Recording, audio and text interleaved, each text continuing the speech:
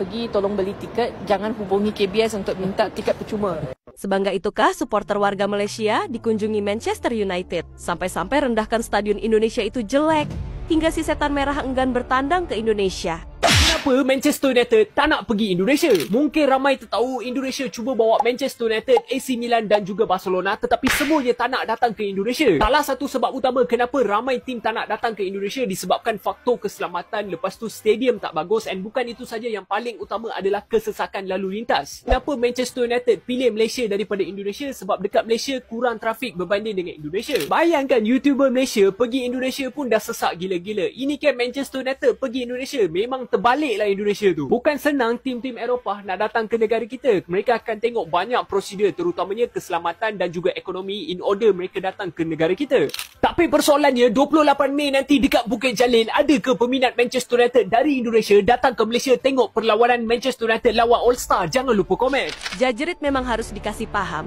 Kita harus akui, tahun 2009 Manchester memang hampir datang ke Indonesia, tapi membatalkannya karena isu bom dan situasi politik di Indonesia saat itu, di mana pihak MU menganggap ini tak layak. Oke, fix sampai di situ. Lalu apakah tidak ada tim-tim Eropa yang mau datang ke Indonesia setelahnya? Jajrit, tolong dengar ini, jangan kebanyakan main di pabrik arang. Tahukah kau Jajrit, kalau tim-tim besar Eropa pernah mendatangi dan menyambangi Indonesia, seperti Arsenal, Chelsea, Liverpool, Inter Milan, dan beberapa klub lainnya. Lalu kau pikir apakah klub sebesar Eropa main di lapangan tarkam? Apakah kau pikir stadion di Indonesia seperti tumpukan rumput untuk makanan sapi? Kita akui, MU mungkin pernah membatalkan ke Indonesia, tapi itu dahulu di tahun 2009. Lantas kau bicara sekarang. Hai Jajrit, tahukah kalian kedatangan MU ke Malaysia bukan karena Malaysia semata? Atau bukan karena FOM semata, tapi karena kerjasama antara AFF dan Malaysia yang mendatangkan MU ke Malaysia. Lantas kau berpikir, Jajrit, karena MU datangnya ke Malaysia, lantas stadion Indonesia jelek dan tidak standar internasional.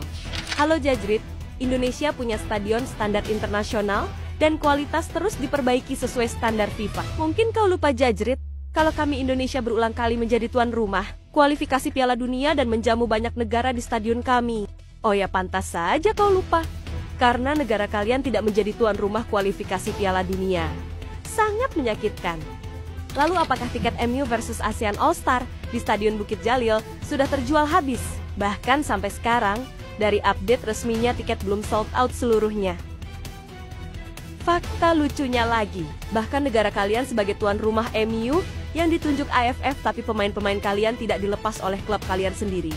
Breaking news, pemain Harimau Melaya tarik diri lawan Manchester United. Aduh, takkan dia orang takut Maguire dengan Onana? Apa benda ni, weh? Berita terkini dari Fabrizio Romano Malaysia. 2 daripada 3 pemain Harimau Melaya yang diumumkan sebagai wakil Asian All-Stars minggu lepas tidak akan menyertai game lawan Manchester United. Dilaporkan Dominic Tan dan Sergio Aguero terpaksa melepaskan peluang keemasan bertemu klub paling padu di dunia. Menurut Presiden FAM, perwakilan mereka ditarik balik disebabkan oleh komitmen kepada pasukan kebangsaan. Nampaknya Peter Klemovsky memerlukan mereka menjelang game kelayakan Piala Asia lawan Vietnam di awal bulan Jun. 5 orang pemain lain sudah dicadangkan kepada AFF sebagai pengganti Dominic Tan dan Sergio Aguero, termasuk Ahmad Kuzaimi. Sejujurnya untuk Abam agak hampa kerana Dominic Tan atau dikenali sebagai Harry Maguire versi padu dan juga Sergio Aguero adalah pemain kesukaan Abam. Rugi weh, mereka tak boleh tackle Garnacho atau Bruno Fernandes. Tapi kita kena faham tanggungjawab mereka yang lebih besar untuk Harimau Melaya.